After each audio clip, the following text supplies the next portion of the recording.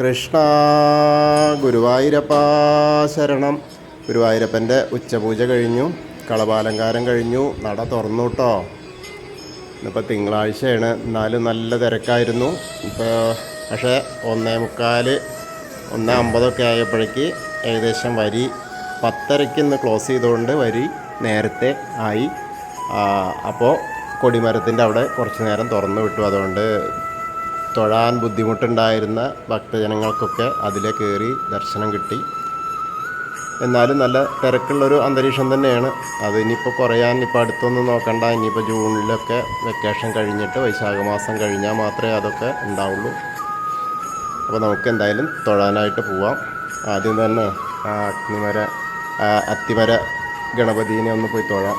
കിഴക്കേനടയിലുള്ള അത്തിമര ഗണപതിയെ കണ്ട് തൊഴുത് അനുഗ്രഹമൊക്കെ വാങ്ങി നമുക്ക് നേരെ ഗുരുവായൂരപ്പൻ്റെ ആ ഗോപുരവാതിൽ കടന്ന് അകത്തേക്ക് പോവാം.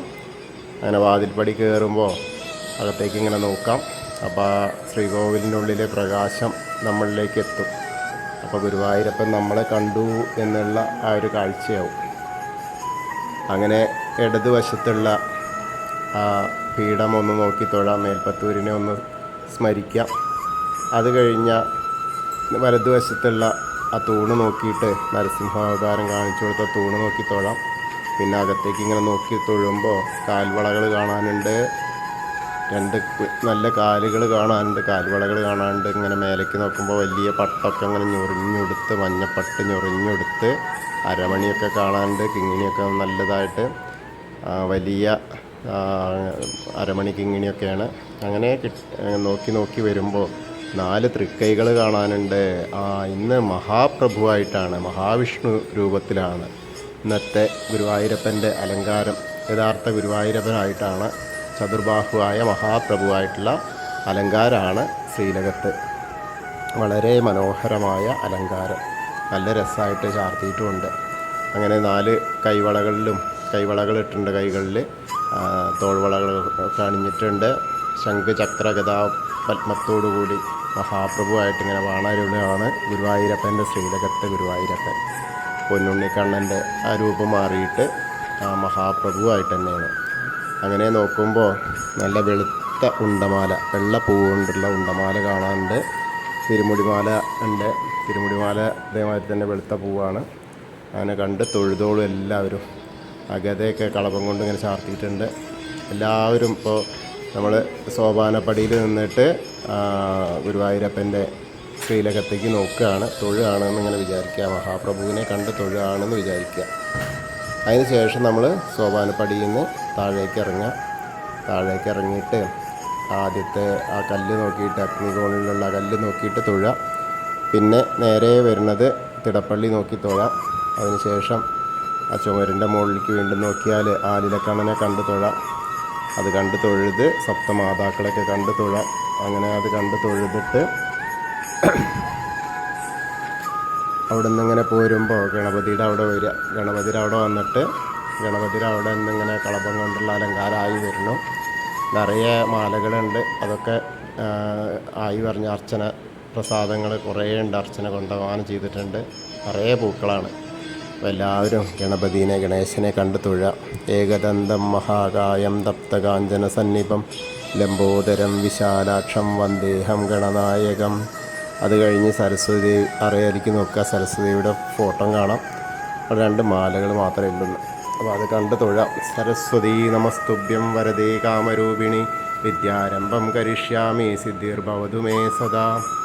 അത് കഴിഞ്ഞ് തൊഴുത് ഇങ്ങനെ വരുമ്പോൾ ആ കോർണറിലെത്തിയ ചെറിയ ഗണപതിയെ കാണാം. ഒന്ന് തൊട്ട് തലവിടാം. പിന്നെ മത്സ്യം, കൂർമ്മം, വരാഹം, നരസിംഹം വരെയുള്ള രൂപങ്ങളൊക്കെ ഇങ്ങനെ കാണാം. അത് കണ്ട് മേൽശാന്തിയുടെ അവിടെ വരുമ്പോൾ മേൽശാന്തി ഇരിക്കുന്നു. മേൽശാന്തി ഇരുന്നിട്ട് പ്രസാദമൊക്കെ കൊടുക്കുന്നുണ്ട്. അപ്പോൾ അതൊക്കെ വാങ്ങാം. മേൽശാന്തി കാവപ്രമാരാത്ത അച്യുതൻ നമ്പൂതിരിപ്പാടാണ്. അദ്ദേഹത്തിൻ്റെ കയ്യിൽ നിന്ന് അതൊക്കെ വാങ്ങാം. അങ്ങനെ വാങ്ങിയിട്ട് അടുത്തതായിട്ട് വാമന രൂപം കാണാം. പിന്നെ ദശാവതാര രൂപങ്ങൾ കാണാം. അങ്ങനെ അനന്തസായിയായ അനന്തപത്മനാഭനെ കണ്ട് തൊഴാം. ഗരുഡൻ്റെ പുറത്തിരിക്കുന്ന മഹാവിഷ്ണുവിനെ കാണാം. ഗജേന്ദ്രമോക്ഷമൊക്കെ കാണാം. അതൊക്കെ കണ്ട് ഗുരുവായൂരപ്പൻ്റെ ശ്രീലകത്തിൻ്റെ പുറകുവശത്തായിട്ട് സാഷ്ടാംഗം നമസ്കരിക്കുക. പിന്നീട് ദശാവതാര വിഗ്രഹങ്ങൾ ബാക്കിയുള്ളതൊക്കെ കണ്ടു തൊഴാം. അങ്ങനെ വരുമ്പോൾ കൃഷ്ണൻ്റെ അവിടെ ഒരു താമരപ്പൂവ് മാത്രം വെച്ചിട്ടുണ്ട്, ചെറിയ കൃഷ്ണൻ്റെ വിഗ്രഹത്തിൻ്റെ മുകളിൽ. അവിടേക്ക് കണ്ടു തൊഴാം, മുരുകനെ കാണാം. പിന്നെ ഹനുമാൻ സ്വാമീനെ കണ്ടു തൊഴാം. ഹനുമാൻ സ്വാമിയെ കണ്ട് പ്രാർത്ഥിക്കുക. എല്ലാവരും തൊഴുതോളും. അവിടെ നിറയെ കുങ്കുമം കൊണ്ടുള്ള അഭിഷേകമാണ് ഉള്ളത്. അപ്പോൾ ഹനുമാൻ സ്വാമീനെ കണ്ട് പ്രാർത്ഥിക്കുക.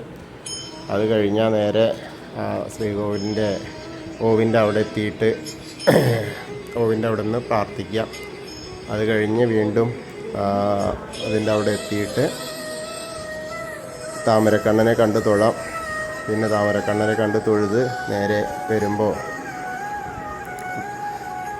കിഴക്ക് വശത്തേക്ക് വരുമ്പോൾ ഗ്രില്ലിൻ്റെ അവിടെ നിന്ന് മണിക്കിണർ നോക്കി തൊഴാം. പിന്നെ നൃത്ത അറയിൽ നോക്കിയാൽ കിടാവിളക്ക് കത്തി നിൽക്കുന്നത് കാണാം.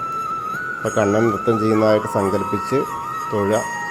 പിന്നെ കുറൂരമ്മേനെയും നാരദരെയും വസുദേവരെയൊക്കെ കണ്ട് അനന്തം കുട പിടിച്ചിങ്ങനെ പോണ ആ കാഴ്ചയൊക്കെ കണ്ട് വടക്കേ നടയിലൂടെ പുറത്ത് വരാം. പ്രസാദ കൗണ്ടറിൻ്റെ അവിടെ നിന്ന് ചന്ദനം തീർത്തൊക്കെ വാങ്ങി എടത്തരികത്തുകാവിലെ ഭഗവതി തൊഴാനായിട്ട് പോവാം. ഭഗവതിയുടെ അവിടെ എത്തുമ്പോഴും നല്ല തിരക്ക് തന്നെയാണ്. അവിടെ വന്നാൽ അമ്മ നന്നായിട്ട് അണിഞ്ഞൊരുങ്ങിയിട്ടുണ്ട്. ചുവന്ന പട്ടും മഞ്ഞ പട്ടൊക്കെ എടുത്ത് ഞൊറിഞ്ഞു കൊടുത്തിട്ടാണ്. അപ്പോൾ അതൊക്കെ കണ്ട് തൊഴുക.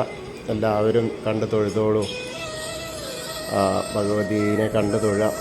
സർവമംഗളമാംഗല്യേ ശിവേ സർവാർത്ഥസാധികേ ശരണ്യേ ത്രയംബകേ ഗൗരി നാരായണി നമോസ്തുതേ.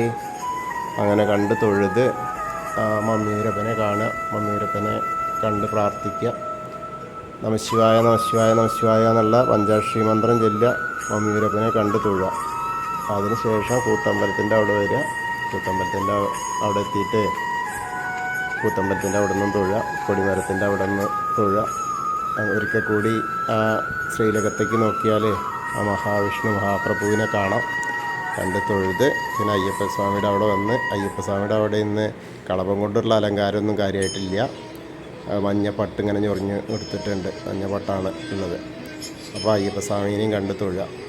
ഭൂതനാഥ സദാനന്ദ സർവഭൂതദയാപര രക്ഷ രക്ഷ മഹാബാഹു ശാസ്ത്രേ സ്തുഭ്യം നമോ നമ. അത് കഴിഞ്ഞാൽ നേരെ പടിഞ്ഞാറ നടയിൽ വരിക. ആ ദീപസ്തംഭത്തിൻ്റെ മുകളിലെ വേണുഗോപാലിനെ കണ്ട് തൊഴാം. പിന്നെ കുറച്ചിങ്ങോട്ട് ഇറങ്ങിയിരുന്ന കൊടിമരത്തിൻ്റെ മുകളിലുള്ള ഗരുഡധ്വജനെയും കണ്ട് തൊഴുത് ഇറങ്ങാം. അങ്ങനെ ഇറങ്ങിയിട്ട് നമുക്ക് തെക്കേ നടയിൽ വരുമ്പോൾ ആ കൂവള മരം കാണാം. കൂവളത്തിനെ ഒന്ന് പ്രദക്ഷിണം ചെയ്യുക. ആ മഹാദേവൻ്റെ ചൈതന്യം കൂടി നമ്മളിലേക്ക് എത്തട്ടെ. അപ്പോൾ ആ മഹാദേവനെയും കൂടിയും കണ്ട് തൊഴുതു എന്നുള്ള സംതൃപ്തി നമ്മൾക്കുണ്ടാവും. അങ്ങനെ നമ്മൾ ഇന്നത്തെ ഉച്ചപൂജയും കളഭാലങ്കാരമൊക്കെ കണ്ടു. കൃഷ്ണായ വാസുദേവായ ഹരയേ പരമാത്മനെ പ്രണതക്ലേശനാശായ ഗോവിന്ദായ നമോ നമഃ. ഹരേ കൃഷ്ണ. ഗുരുവായൂരപ്പാ ശരണം.